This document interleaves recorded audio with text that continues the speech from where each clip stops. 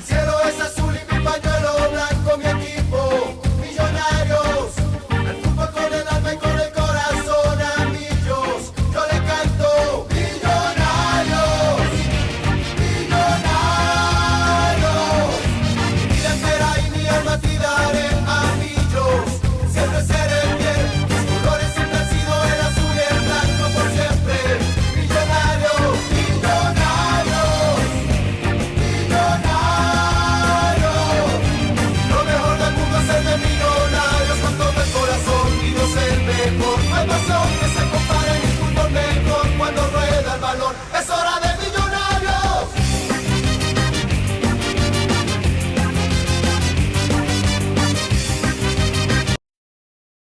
Hello everyone, this is the late reaction version of the video about the game between Real Madrid and Juventus that was held on July the 1st at the Hard Rock Stadium in Miami.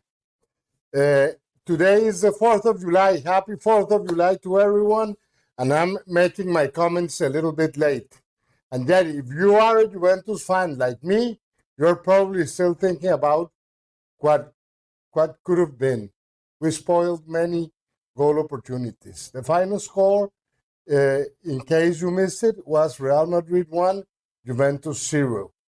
Let's go back to that first half. Juventus actually came out looking very, very confident, aggressive, and tactically sharp. They were coordinating all the plays in a very smart way, and they created danger. They moved the ball well. They pressed high, and most importantly, they created chances, several chances, at least 3 or 4, and they were very clear. Real chances that could have and shouldn't have put them ahead. But once again, the story was the same: lack of finishing. The same happens to Millonarios in Colombia. That final touch, the last decision, the calm inside the box, it just wasn't there. Happens a lot in these times in the professional football at any league. And listen, we have seen this before. This isn't new. This is one of the reasons Juventus has struggled in recent years, building well from the back with guys like the Colombian Cuadrado, creating promising situations and then wasting them when it counts. In a match like this one against Real Madrid, when you're playing in a World Cup, those missed opportunities don't go unpunished. Cuadrado is no longer at Juventus. I have to clarify that. And at the end of the match, these missed opportunities cost you a lot. Now they're eliminated. For the second half, it was a different story altogether. Real Madrid adjusted. You could feel the shift. I know Javi did something in the intermission. They modified, found more space. Their white players began stretching the defense, and Juventus started chasing shadows. It was only a matter of time.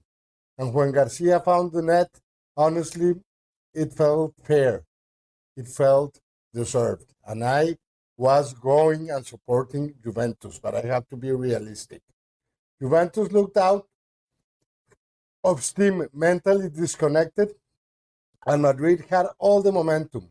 The body language said it all, and one team believed, and the other team looked unsure.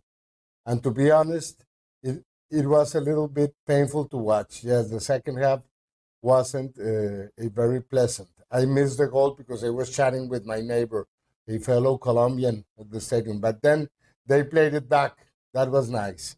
Now look, I'll say it, congratulations to Real Madrid and to my friends that go for them. You did what big teams do. You waited for your moment. You stayed in the game, and then you finished strong. That mentality is the one that wins games. That's the DNA of a club that has always known how to show up when it matters. Well, not always. In the old times, because this year they haven't won anything yet. Maybe the World Cup. You never know, but I'm not that sure. But still, no need to rub it in.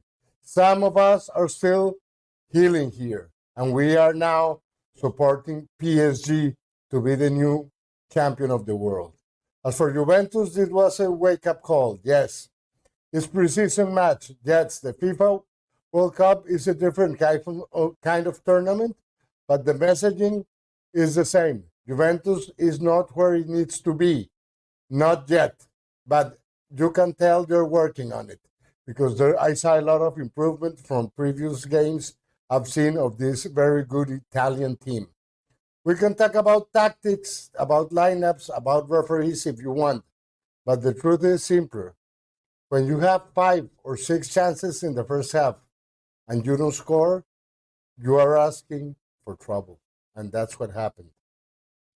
And against a team like Madrid, you don't get to ask twice.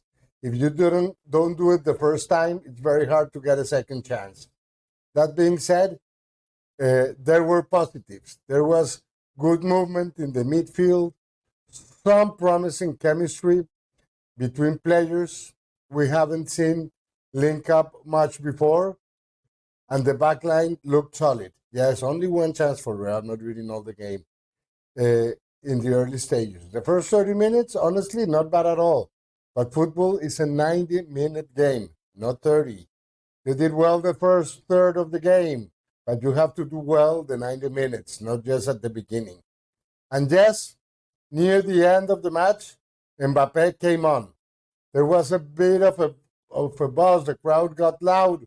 And of course, we all looked to see what kind of magic he might bring. The same magic he learned from Radamel Falcao Garcia when he was a young guy playing at Monaco with our Tiger.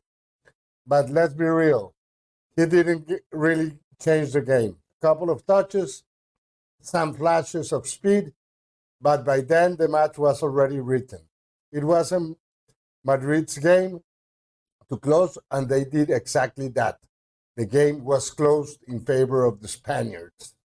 Now, stepping back for a moment, yes, for a moment, what do we take from this match?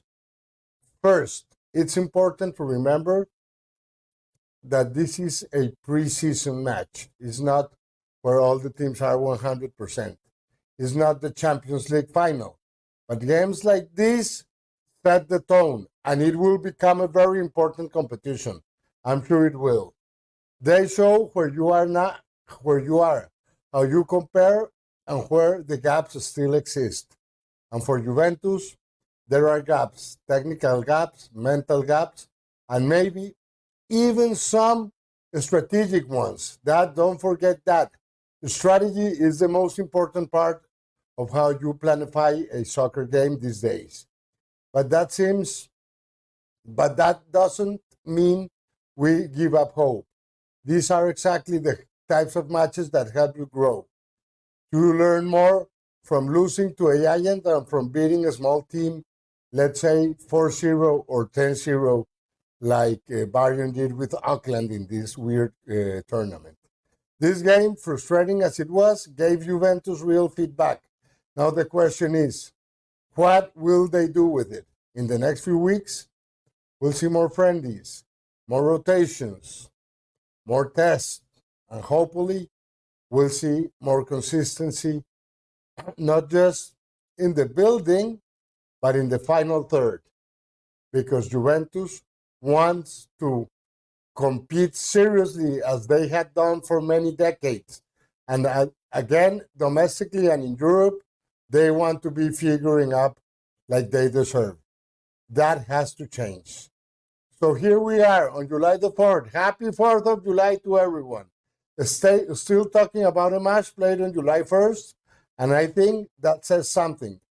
It means the fans will care. It means we're still invested.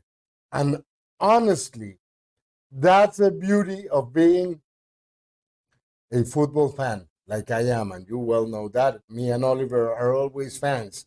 The game ends, but the emotion and the excitement stays for a long time. Thank you so much for watching it. If you're a Juventus fan, I'd love to hear your thoughts. If you are from Madrid, I will also love to hear your thoughts.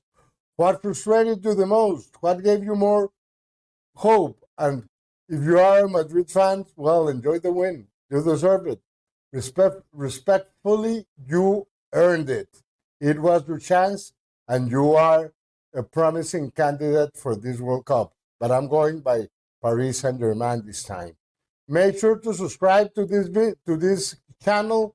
Watch the video. Press the bell for the notification.